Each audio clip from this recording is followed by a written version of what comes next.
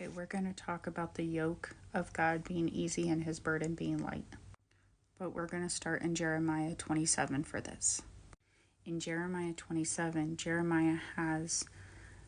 God tells Jeremiah to prophesy to the people that they will have to go under the yoke and serve Nebuchadnezzar. King Nebuchadnezzar had turned into God's servant, and God told him, you will have to serve him and be under his yoke. He said that anybody who chose not to do it would be consumed by pestilence and famine and all of the bad things. But those who did go under the yoke, they would be able to stay in their own land and till it and remain dwelling in their own land. Now, coming from a spiritual mindset, dwelling in their own land is dwelling within the heritage of the Lord. Tilling the land would give opportunity for growth. So growing in your faith, growing within the heritage of the Lord, and going further in God. But this came at a price of being under a yoke of someone else.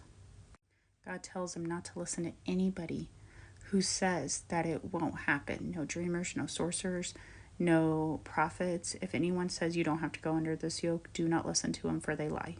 And it actually tells us that they lie to you in order to get you driven out of their land, to push them far away so that they should perish. So these false prophets, dreamers, sorcerers, they're all coming to do a hyper grace message to you in order to get you pushed out of your heritage with God and your calling with God. These yokes, though, that God put on you, and they're going to be made of something that can be a little bit lighter and a little easier broken. So they're going to seem to have some kind of weight to them, because wood is still heavy, to have some kind of weight to them, but they're easier to break. Whereas when Hananiah comes in at Jeremiah 28 and tells the people, oh, you don't have to go to serve King Nebuchadnezzar. God is breaking all these yokes off of you. And he physically breaks the wooden yoke off of Jeremiah's neck, because God had Jeremiah put a wooden yoke on his neck as symbolism of what would happen with the people with Nebuchadnezzar. He breaks that off and he goes, I'm breaking all the bonds, and claims Christ in it. But God comes back and says that he was going to destroy Hananiah for making these people trust in a lie, and that the yoke was, he's like, you broke a wood yoke, but now I'm going to put yokes of iron on them. Because false prophets, they go work through a divination spirit and an evil spirit. So Hananiah put them under a demonic deception, which is harder to get off. It's a different kind of burden. The burdens of Christ are lighter, they're easier to handle, but they're not perfectly easy. There's going to be some weight, there's going to be some hardship to them. A demonic burden, though, is far harder, and it's mind-bending. Your mental health takes a decline, as well as your physical, and it's all because you're under a demonic bondage. Plus, it's harder to come out back into the truth when you're under that bondage. But let me give you an example of why God would put a yoke on these people to begin with. So God had me stay with an abusive family member for several years. I had already been living with this person when I was under my own bondage, and I was highly deceived, and I was agreeing with everything she said. But as I came into the truth, he had me stay with her, and it was extremely difficult. I went through hell living there, but he had me stay there, despite the fact that Jezebel, Leviathan, and all these demonic forces came after me to physically try to hurt me, to mentally tear me down, to try to stop me from doing the will of God, to try to tear mine and my son's relationship apart. He had me stay there, and when I asked him why, because I remember sitting at the table asking him why, he said, for your calling.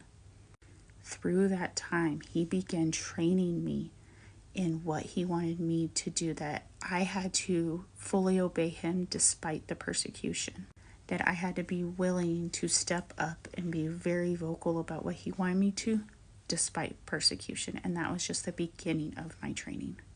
Then he puts me in my son's school, which at the time I didn't know had a witchcraft spirit about it. But he puts me in there. He gives me grace to be there. And as I'm there, he starts, like I was there for several years, and he slowly opens my eyes to the demonic bondage that's there and the massive witchcraft that just covers the school. And the further I go in God, the more those spirits come against me, where that became mentally and physically draining. I got severely depressed, but God intentionally put me there to further me in the discernment of spirits, which I needed for my calling, and to help me strengthen that I would do the right thing despite influence, because they were trying to make me submit to their demonic ways, and I refused to. So in all the circumstances that I've been under that yoke, under that burden, yes, it was easy to come off.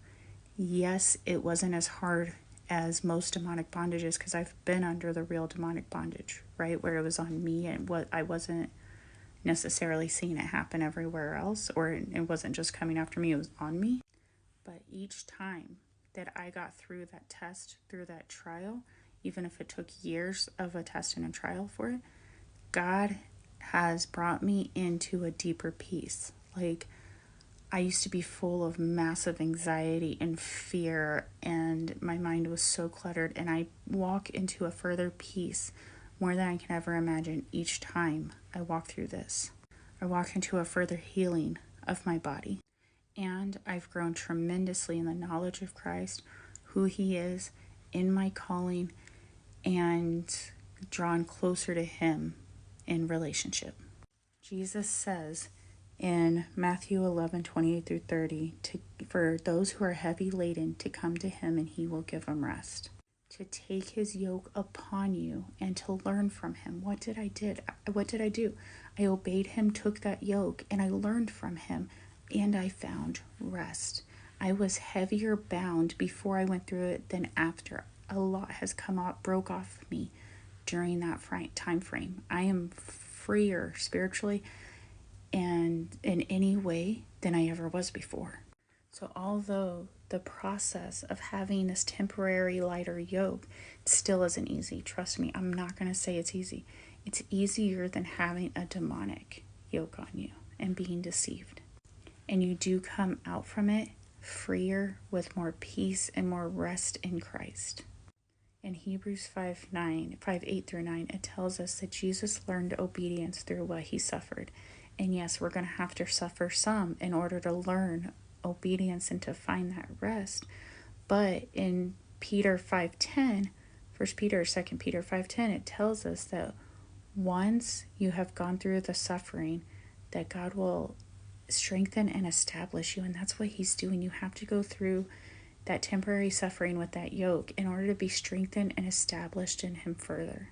So if you feel like God is telling you to go under a temporary yoke that might cause you some hardship, just do it, because you're going to come out far better on the other side.